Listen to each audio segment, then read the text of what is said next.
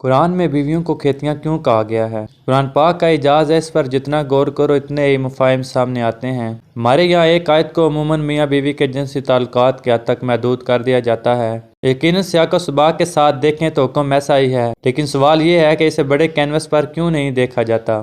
پہلے سورۃ بقرہ کی آیت مبارکہ دیکھیں۔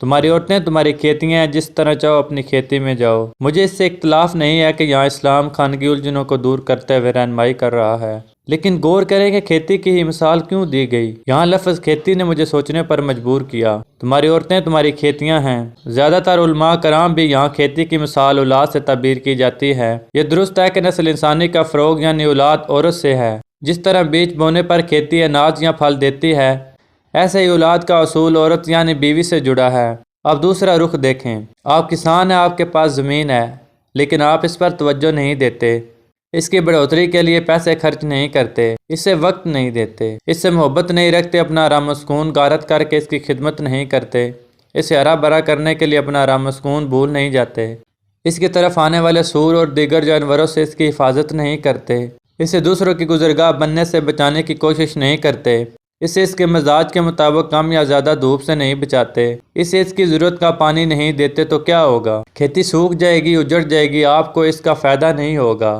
پھل اناج نہیں ملے گا، اور آپ اسے تباہ کر بیٹھیں گے۔ یہاں یہ سب بھی صرف ایک لفظ کھیتی میں چھپا ہے۔ آپ شادی شدہ ہیں تو آپ کی بیوی اسی کھیتی کی طرح آپ کی توجہ چاہتی ہے۔